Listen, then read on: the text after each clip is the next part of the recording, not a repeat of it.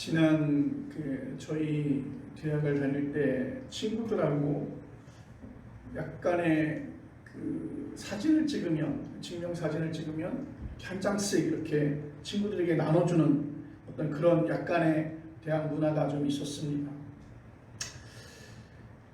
지금은 증명사진을 찍을 일들이 그렇게 많지 않죠. 그런데 예전에 저희가 학교 다닐 때에는 증명사진 찍을 일이 굉장히 좀 많았던 것으로 기억을 합니다.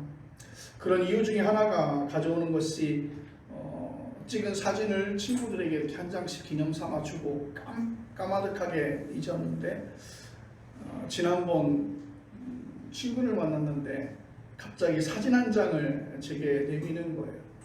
그 사진을 이렇게 보니까 그 사진이 예전 대학 다닐 때 제 모습이 담겨져 있는 증명사진이었습니다.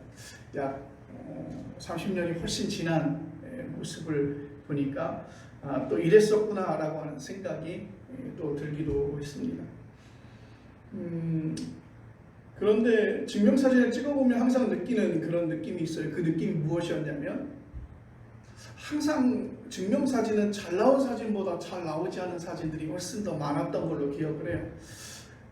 작기도 하지만 그곳에 내 감정이 드러나거나 아니면 최적의 자세가 아니라 보통은 일반적으로 찍는 사진이기 때문에 그렇죠. 그래서 보통은 주민등록에 들어가 있는 사진을 보면 굉장히 그 사진 하나로 웃음을 가져올 수도 있을 정도로 참 잘 나온 사진은 없는 것 같아요. 그래서 주민등록 사진들을 서로 좀 안 보여주려고 하는데 어쨌든 내 얼굴이 다른 어떤 모습으로 이렇게 드러나는 것에 대해서 자랑스러운 일에 드러나면 매우 좋겠지만 그렇지 않은 일에도 우리는 종종 우리들의 얼굴이 드러난다는 것이죠. 길을 이렇게 걸어서 이렇게 퇴근하는 길에 보면 늘 지나치는 곳이 있는데 강릉역전 앞에 파출소, 그 파출소 옆에는 늘 게시판이 있고 그곳에는 지명수배된 명단들이 이렇게 쭉 있어요. 늘 보는 얼굴이지만 지나가면 한 번씩 또 이렇게 바라봅니다.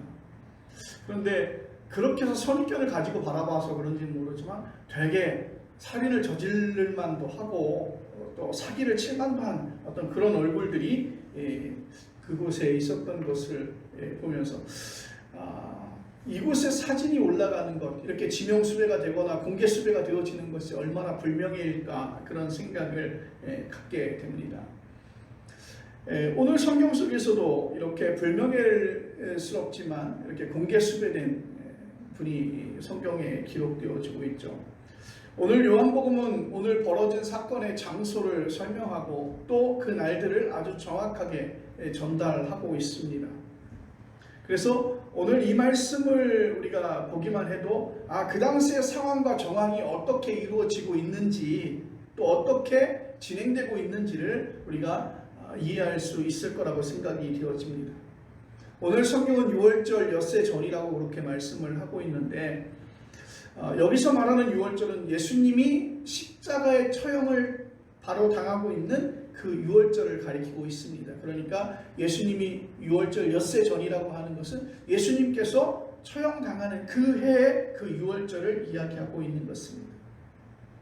예수님은 이렇게 6월절 절기를 지키기 위해서 지금 예루살렘으로 이렇게 올라가고 있는 중이었는데 예수님은 예루살렘에서 약 3km 정도 떨어진 베다니에 도착을 했습니다. 요한복음은 베다니를 이렇게 설명합니다. 그곳은 예수께서 죽은 자들 가운데서 살리신 누가? 나사로가 사는 고장이었다.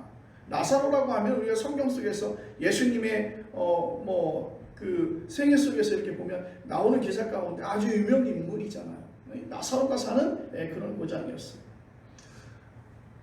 베다니에서 예수님을 영접하는 잔치가 베풀어졌습니다. 내 생명을 살리신 예수 그리스도. 그 예수님께서 이 베다니에 오신다고 하는 소식을 들었던 아마 나사로가 성대히 예수님을 맞이하는 그런 영접하는 잔치를 베풀었습니다.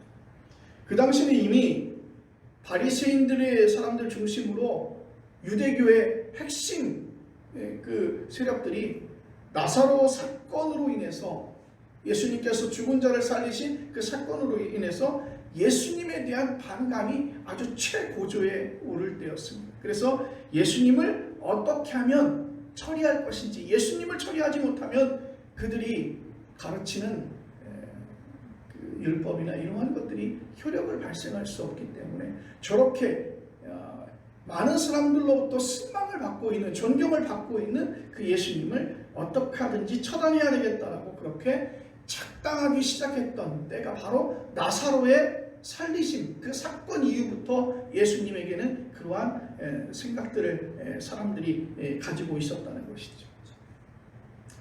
우리가 요한복음 11장 57절에 따르면 이런 말씀이 나오고 있습니다. 대사제들과 바리새인 사람들은 예수의 고처를 아는 자는 신고하라고 그렇게 명령을 내렸어요. 이 얘기는 무엇이냐면 지명수배로 아니면 현상금이 걸린 것으로 예수님을 신고하라고 하는 것이죠. 이런 분위기가 험악한 그 시절에 예수님을 위한 식탁이 준비되었다는 것은 매우 의외라고 하는 것이죠. 왜냐하면 지명수배된 사람은 공개된 자리에 잘 나타나지 않습니다.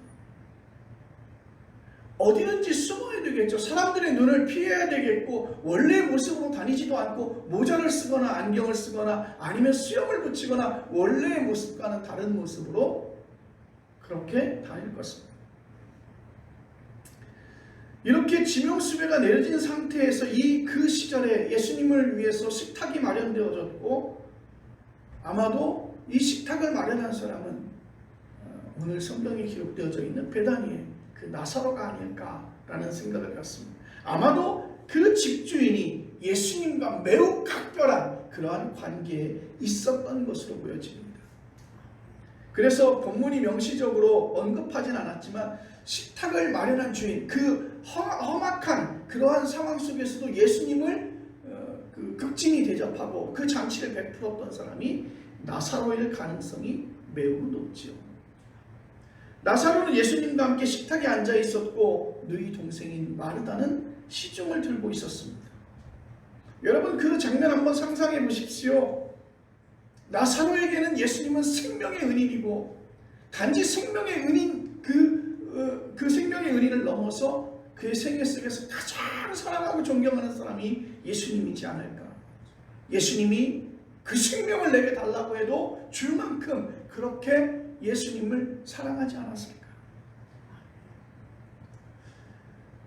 마치 레오나르도 다빈치가 그린 최후의 만찬에 나오는 장면처럼 가까운 사람들이, 그때 그 일을 기억했던 사람들이, 예수님을 사랑하는 사람들이 그곳의 식탁의 중심으로 이렇게 삥 둘러 앉아 있었습니다. 그리고 가운데는 은은한 빛을 내는 등불이 켜져 있었겠죠. 유대인들이 즐겨 먹는 빵과 치즈와 양고기와 과일 같은 것들이 식탁에 놓여 있었을 것입니다. 거기 모여있는 사람들이 엿새 후에 벌어질 그 유월절 그날에 벌어질 예수님께 무언가 심상치 않은 일이 벌어질 것이라고 예상하는 사람들은 그닥 그렇게 많지 않았을 것입니다. 그럼에도 불구하고 무엇인가 우리가 생각하는, 예수님의 죽음을 생각하지는 않지만 심상치 않은 그러한 일들이 있을 것이라고 하는 예상들은 하지 않았을까. 왜요? 대제사장과 바리새인들이 노골적으로 예수님을 죽이고자 작정하고 공모하는 일들을 알고 있었기 때문이죠. 왜요? 그냥 지명수배가 내려진 거예요. 공개적으로 예수님을 죽이려고 그렇게 공개수배를 내렸기 때문에 아마도 예수님의 어떤 그런 행적이라든지 그러한 것에 대해서 광범위하게 조사하고 있지 않았을까. 그러면 그 자리에 있었던 사람들은 좀 불안하지 않았을까요? 그런 생각을 갖습니다. 불안하지 않았을까?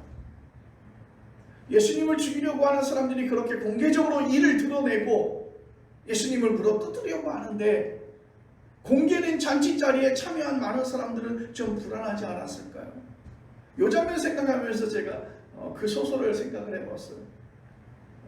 이두령 춘향이.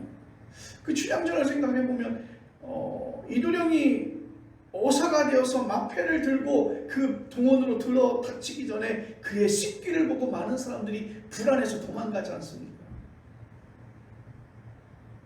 그곳에 있는 사람들의 마음은 어땠을까? 저는 그런 생각들을 가져요. 그런데 또 한편으로는 지금 그 자리에 예수님과 함께 식탁에 앉아 있는 것만으로도 무한한 평화를 경험하지 않았을까? 물론 그 안에는 불안한 사람이 있었을 것입니다. 그러나 예수님과 함께함으로, 예수님이 그 식탁에 함께 계심으로 인해서 평화를 경험하는 사람들도 있었을 것입니다. 어둠이 깔리는 순간 베다니 나사로의 집은 그 밖은 두려움과 음모가 팽배해 있었겠지만 저는 그렇게 생각합니다. 그 잔치자리 바로 나사로의 집 안에는 사랑과 평화가 가득했으리라 저는 그렇게 생각합니다. 그리고 저는 그렇게 믿고 싶습니다. 그리고 제 눈에는 그렇게 성경이 읽혀졌습니다. 만약 그들이 그곳에서 예수님이 오심을 알고 예수님과 함께 식탁을 하고 같이 밥을 먹고 차를 마시고 헤어졌다고 한다면 그 식탁은 매우 귀한 자리이기는 하였지만 이렇게 복음서에 기록되어 있지는 않았을 것입니다. 그곳에서는 이벤트, 질적으로 전혀 새로운 의미를 담은 사건이 하나 일어납니다. 나사로에 누이면서 마르다의 동생인 마리아가 나드 향유 한 근을 예수님의 발에 붓고 자기 머리털로 그 발을 닦아드리는 사건이었습니다. 그리고 그 향기가 온 집안을 진동시켰습니다. 이렇게 마리아의 향유 사건은 마태복음과 마가복음에도 기록되어 있습니다. 물론 세 본문이 약간씩 차이를 가져옵니다. 마가복음과 마태복음은 마리아라고 지칭하지 않습니다. 이름 없이 어떤 한 여자가 예수님의 발이 아니라 예수님의 머리에 향유를 부었다고 그렇게 각각 마가복음 14장 3절과 또한 마태복음 26장 6절 이하에 그렇게 기록하고 있습니다. 그래도 전체적인 틀에서는 다를 게 없습니다. 어떤 여자가 예수님에게 비싼 향유를 쏟아 부었다고 하는 그 사실은 분명하다는 것이죠. 오늘의 이 사건이 이 대목에서 끝났다고 한다면 매우 감동적인 장면으로만 기억될 뿐입니다. 그런데 여기에는 또 하나의 사건이 이렇게 개입이 되어지는데 여러분들도 잘 아시는 예수님의 제자인 가룟 사람 유다가 그렇게 화를 냅니다. 왜 그렇게 비싼 향유를 낭비하는가 하고 문제를 제기했습니다. 그걸 300데나리온에 팔아 가난한 사람을 도우면 되지 않겠느냐 문제 제기를 하는 것이죠.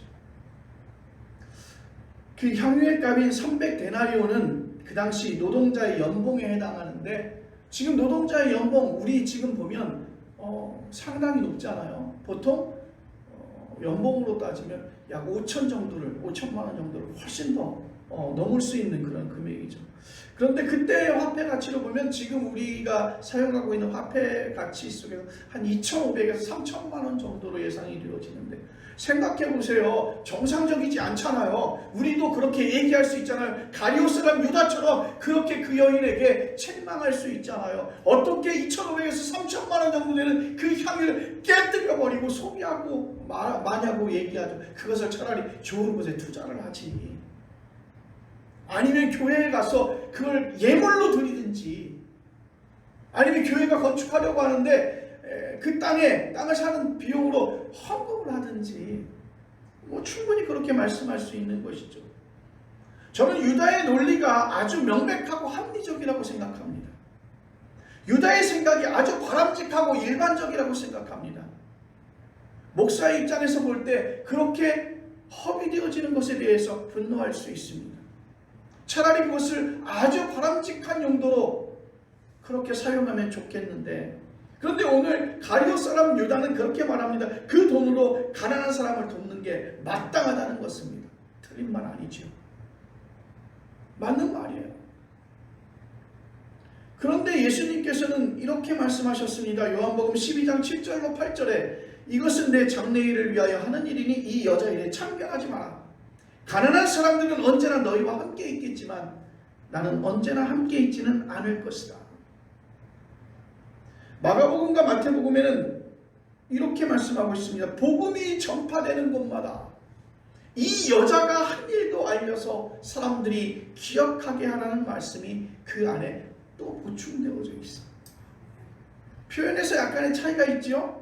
이 세 복음서의 공통적인 강조점이 있습니다. 이 여자의 향유 사건이 예수님의 장례를 준비할 것이며 그것을 가난한 사람을 돕는 일과 연결시키는 것은 잘못된 일이라고 하는 사실입니다.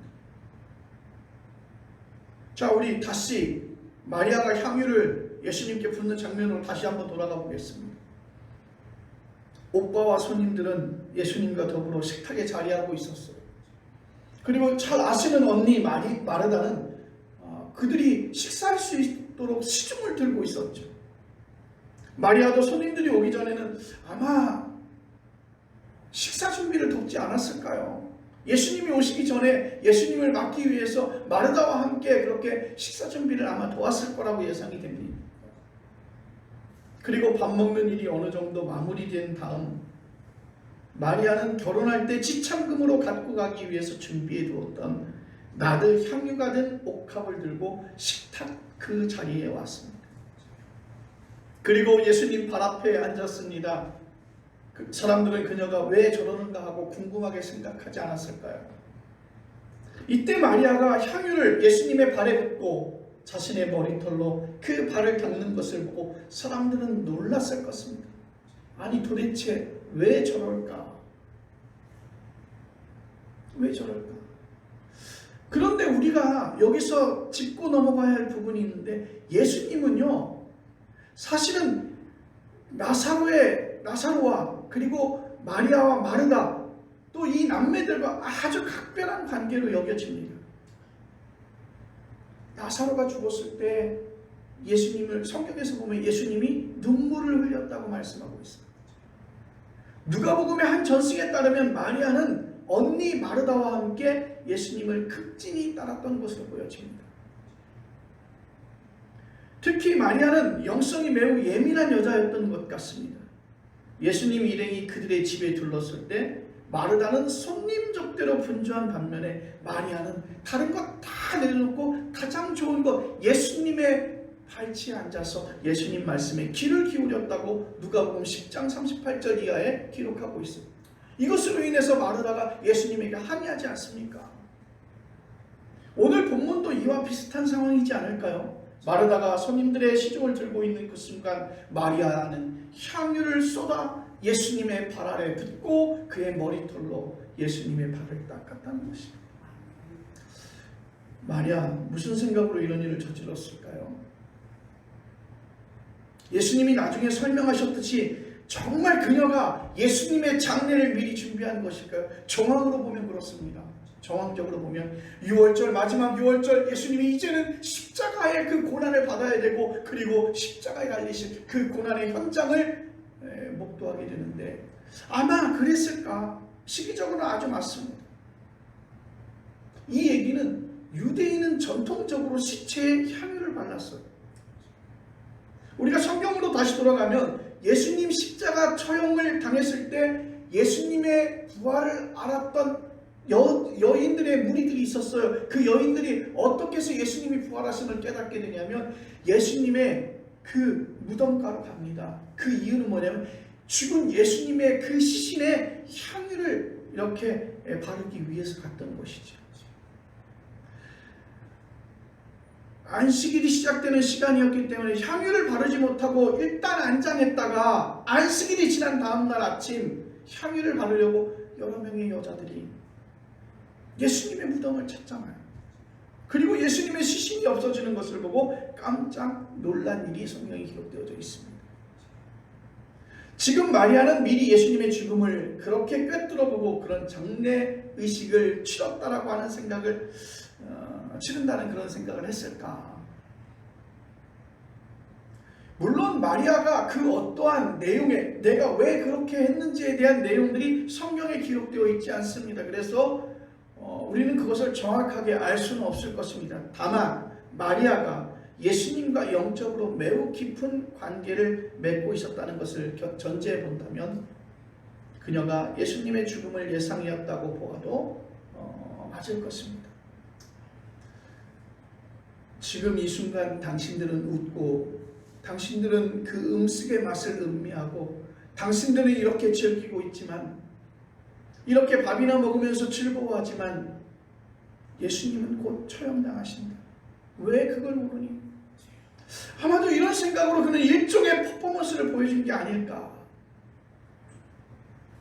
그런데 아무리 그렇더라도 상식적으로 볼 때 나드 향유는 매우 심한 양이었습니다. 예수님의 죽음과 장례라는 차원이라고 하더라도 어떻게 한 사람의 연봉에 해당하는 향유를 그 자리에서 한 옥합을 부어 낭비 아닐까요? 반절만 좀 부으면 어떨까? 꼭 그래야만 됐을까? 나드 향유가 아니라 따뜻한 물로 예수님의 발을 씻기기만 해도 괜찮을 것 같은데 이것은 누가 보더라도 별로 합리적이지 않은 행동이었습니다. 조금 더 냉정하게 생각한다면 이런 행동은 신앙으로라고 보기보다는 약간 편집증으로 볼 수도 있을 정도로 광신도라고 생각할 수도 있을 것입니다. 아마 초기 기독교에서도 이러한 마리아의 행동이 옳은가 아닌가 하는 논란이 분분했을 것입니다. 같은 사건을 보도하고 있는 각각의 복음서가 서로 다른 뉘앙스를 보인다는 것이 이거에 대한 증거이죠. 마가복음에 따르면 마리아의 이런 행동을 본 몇몇 사람들이 분개하면서 왜 향유를 이렇게 낭비하는가 하고 했으며 마태복음에 따르면 제자들이 똑같은 반응을 보였다고 했습니다.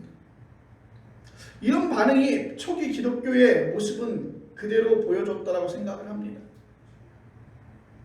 가장 늦게 기록된 사복음서에서 가장 늦게 기록된 요한복음은 그렇게 불만을 토로한 사람을 가룟 사람 유다라고 지칭하고 있습니다. 더구나 요한복음은 개인적인 멘트를 그곳에 다는데 가룟 사람 유다를 설명해주고 있는데 그 돈으로 가난한 사람을 도와주는 게 좋다고 투덜거리는 유다는 그러니까 표면적으로는 그렇게 얘기하지만 그의 속마음은 가난한 사람을 위해서 그렇게 한 것이 아니라 그 돈에 욕심이 난 것이라고 말하고 있습니다. 요한복음은 초기 기독교 안에서 논란이 된 이 문제를 이런 방식으로 해결하고 있습니다. 구제와 향유 사건을 직접적인 관계가 없다고 말하는 것입니다. 실제로 가난한 사람을 돕는 일은요, 초기 기독교에서 매우 중요한 일이었습니다. 사도행전에 따르면 과부와 고아를 돕는 일은 말씀을 선포하는 일 못지않게 중요한 일이었습니다. 그리고 지난 기독교 역사는 가난한 사람을 돕는 일을 교회가 감당해야 될 본질적인 사명으로 그렇게 인식했습니다. 하나님의 형상으로 지음을 받은 사람이 기본적으로 하나님의 피조물 그들을 사랑해야 되지 않겠느냐라고 하는 인간적인 품위를 지켜야 되지 않겠느냐라고 하는, 그래서 서로를 돕는 일을 신앙의 차원에서 생각하는 것입니다. 그래서 우리는 그러지 않습니까? 우리가 넉넉하지 않음에도 불구하고 무엇인가를 모아서 이웃을 돕기도 하고,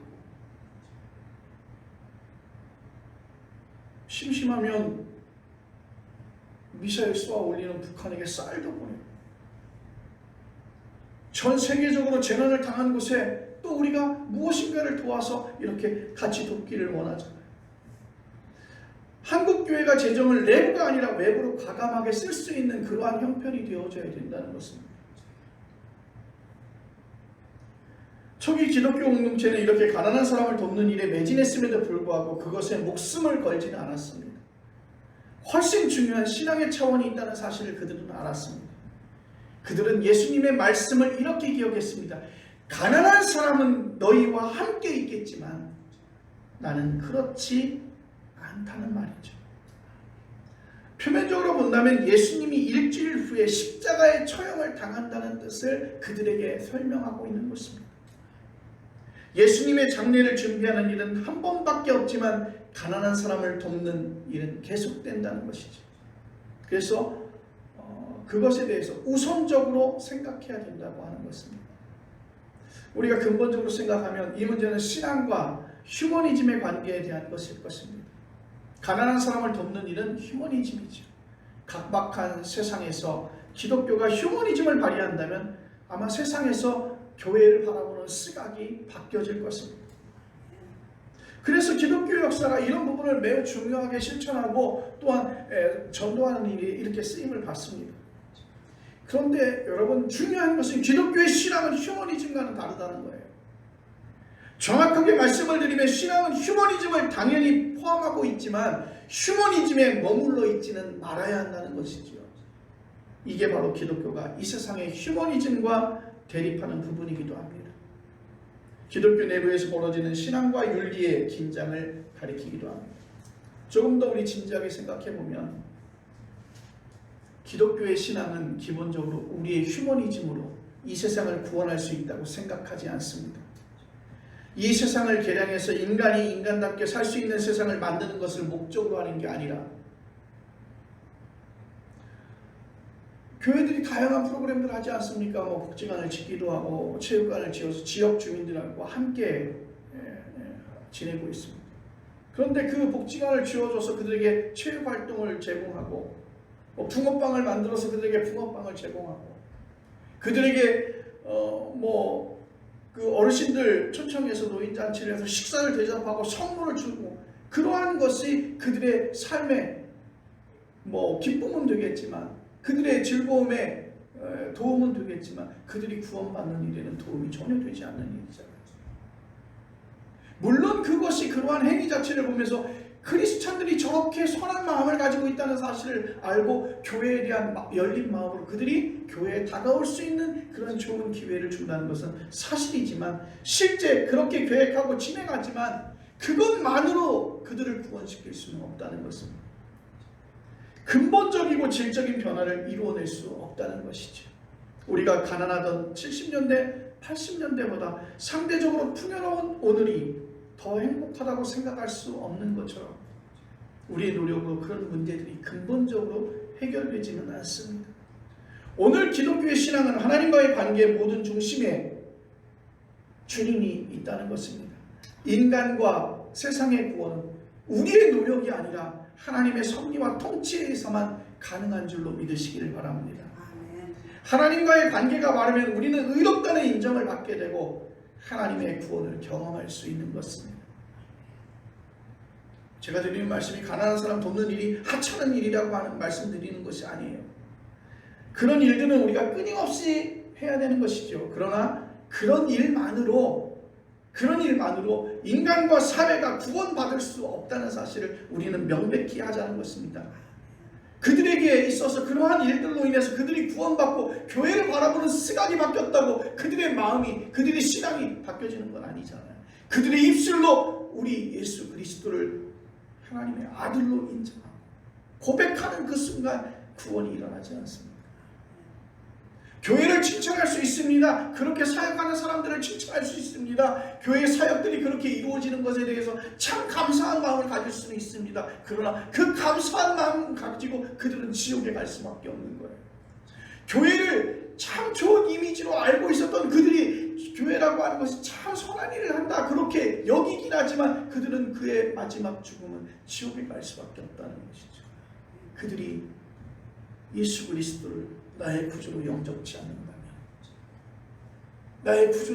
않는다면 그들은 죽음을 맞이할 수밖에 없다는 것입니다. 단순하게 생각해보면 우리가 그들에게 먹을 것은 주지만 그들의 영원한 생명을 보장하지 못한다는 것입니다.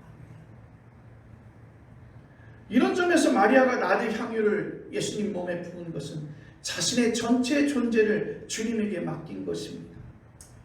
사람의 눈에는 낭비처럼 보일지 모르지만 그녀의 행동은 궁극적인 사랑의 경험에서 일어난 줄로 믿으시기를 바랍니다. 이곳에서 계셨던 목사님과 각별히 제가 좀 친하게 지내죠. 저랑 나이 차이로 이렇게 따지면 약 한 20살 정도 이상 차이가 나요. 근데 이제 제가 그 목사님이 어느 날 와서 금반지 자랑을 하시더라고요. 어느 성도님, 우리 교회 다니는 성도님은 아닌데 어느 성도님이 이렇게 목사님 뵈러 왔다. 목사님 손에 아무것도 없는 것을 보고 가슴이 아파서 집에 돌아가서 목사님한테 5돈짜리 금반지, 황금 24개의 그 금반지를 해줬다고 자랑을 막 하시더라고요. 그래서 제가 목사님하고 좀 각별하다 보니까 농담도 이렇게 진하게 하는데, 목사님 돌아가시면 그거 쓸모없잖아요. 그럼 목사님 그거 나 주세요. 그랬더니 허허 웃으면서, 그래 이거 나중에 내가 죽으면 남 목사 줄게. 그러더니 그 다음날부터 그 반지를 안 끼고 나오시더라고요.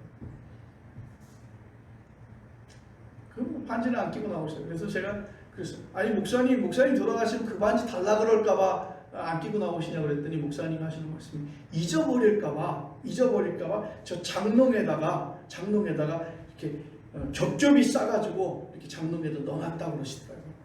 그래서 제가 목사님한테 그랬어요. 목사님, 그러면 돌멩이를 제가 하나 줄 테니까 그 돌멩이를 금반지라고 생각하고 켜켜이 싸가지고 장롱 속에 넣고 그 반지 팔아갖고 나하고 맛있는 거 사 먹읍시다 그랬어요. 뭐 거기 안에 들어가 있나? 거기 들어가 있는 건 뭔 소용이 있고, 목사님 돌아가시면 뭔 소용이 있겠습니까? 저랑 그거 가지고 맛있는 거 사 먹자고. 아직도 그거 말씀은 안 하시더라고요. 그거의 기능은 바로 그것이 나올 때 장롱 속에 있어서 보석이 아름다운 것이 아니라 그 보석이 그의 손에 있을 때 아름다운 것이잖아요. 그 옥합이 깨지는 그 순간, 예수님의 발 아래 깨지는 그 순간에 그 옥합의 향이 온 집안의 향기를 진동했던 것처럼, 깨지는 그 순간 나의 전체를 드렸던 그 순간, 사람들의 눈에는 낭비처럼 보일지 모르겠으나 그녀의 행동은 궁극적인 사랑의 경험에서 일어난 줄로 믿습니다.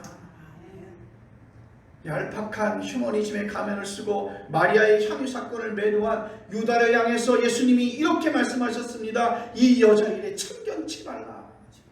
이 말씀은 곧 초기 기독교인들의 신앙 고백이기도 합니다. 그들은 예수 사건만이 그의 십자가와 부활만이 참된 구원의 실체라는 사실을 믿었습니다. 오늘 마리아는 우리도 우리의 전체 존재를 예수님에게 맡긴 채 살아가기를 원하고 있습니다. 그를 가만두어 나의 장래할 날을 위하여 그것을 간직하게 하라. 우리 그런 모습으로 주님 만나고 살아가기를 간절히 원합니다. 기도하겠습니다.